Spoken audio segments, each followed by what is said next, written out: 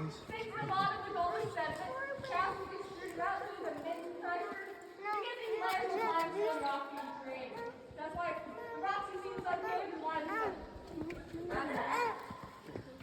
For the big things that things happen, including shifting and plate tectonics, this area moves to the surface. And the river down to the bottom location. This river is called the Mississippi River. With this being a river delta, there's lots of sediment as well. So, in presently, layers of sandstone. Little bits of shale mixed in, forming above these layers of limestone. This sandstone shale cap rock is extremely important. And I'll let you know why here in just a few moments. Because the Michigan River goes away, the Green River is still close to the parts of the state was before. And all the streams and tributaries in this area are feeding to the Green River because the water will eventually try and make its way to the ocean. Because the Green River will eventually connect to the Ohio connects to Mississippi to the Gulf to the Atlantic Ocean. And water is going to go the path of least resistance to get to the Green River. So it's not going to go over, under, or around these rocks. It'll cut right through it.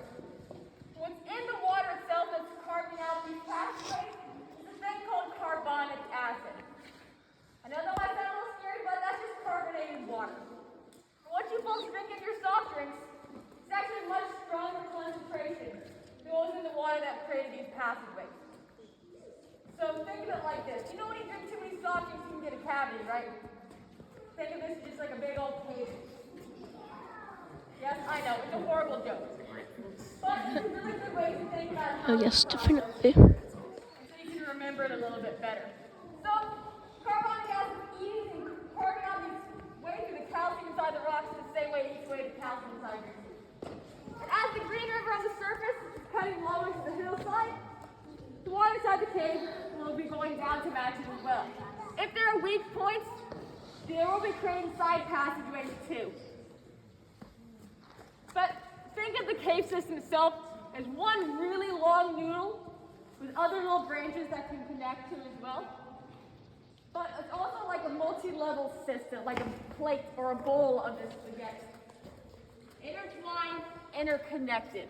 And that's how our cave system is. We're at about a 5-level system for our cave, and we're at about that level 2 right now. Where the underground rivers are still actively flowing and carving and creating passageways, still to this day, is that level 5. And you can actually see where these underground river systems come out and meet the Green River on the surface. We have a few examples of actual hiking trails that close to where you can see these. One of those is the River Styx Spring Trail. Yes, I know River Styx from mythology. Thankfully, there's no ferry by that one. That was by the Echo River. You can just go down just outside those mats, walk down less than half a mile to see that. The Echo River Spring Trail is close to the ferry. So there's a huge parking lot you can park and see that at that time. But it's really cool to think about the fact that if you're on a canoe or even standing by the Green River and you look to the hillsides on either side of you and think, there's cave under there. And in many cases, you're actually lower in elevation than where you would be right now. Pretty mind-blowing if you really stop and think about that. But I told you before, I'm going to get back to why the sandstone shale cap rock is really important. What is one thing you do not see in Mammoth Cave, at least most of Mammoth Cave, that you see in a lot of other caves? Exactly, stalactites and stalagmites, formations. Our sandstone shale cap rock acts as a roof, and it prevents leaks from occurring that cause the creation of these formations inside of our cave. How that's formed is the water's leaching through the rocks, grabbing the calcium with it, and it's redepositing it on the inside. By having the sandstone cap rock, it prevents this from happening, so we have these big, open, dry cave passageways. It's also how we can be the world's longest cave. Because without that, we'd be like any other beautiful cave that you can find across the United States. But when this was called Mammoth Cave originally, it was just called Mammoth Cave because these big open rooms. Something that was very unique and people really hadn't seen at that time in the 1800s. Not because of any mammoths found here, but mammoths were starting to be found on the surface and became a very common term to describe things that are just really big. But it became very appropriate then when we actually figured out that we were the world's longest cave. And that was 50 years ago, in September of 1972.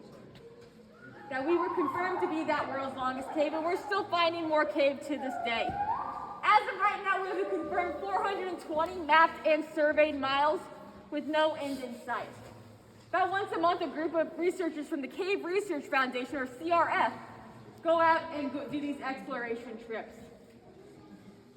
Last time we added official mileage was back in September of last year. Before that, it was in October 2017. So once we get a significant chunk of cave mileage found, is when we then announce it for the public to be aware of. And then we add that to our official mileage. But that's just one little small bit of that Mammoth Cave history. We're making our way out here in a few moments. There's a high probability that we will run into another group, and if we do, try and keep the tone down as much as we can, please. We want to make their experience as best we can for them too. But before we leave, I do encourage you to go out and enjoy yourself while you're here visiting us today. If you got questions, us rangers are more than happy to answer those. If you're able to at some point, maybe that's in the future, maybe it's 10 years from now, come back, do a different tour, and enrich your experience even further. But if that's something you're not able to do, I encourage you to go out and visit one of the other national park sites. There's over 420 other sites across our nation and the territories that have wonderful stories to share as well.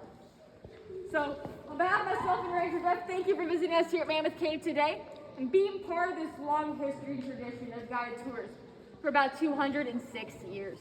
So without you folks, we would not be able to continue doing this. We'll be making our way back out through the rotunda. We'll be going at a relatively slow pace, so if you do need to get that picture of the rotunda, you'll be able to do that. But let's keep going forward.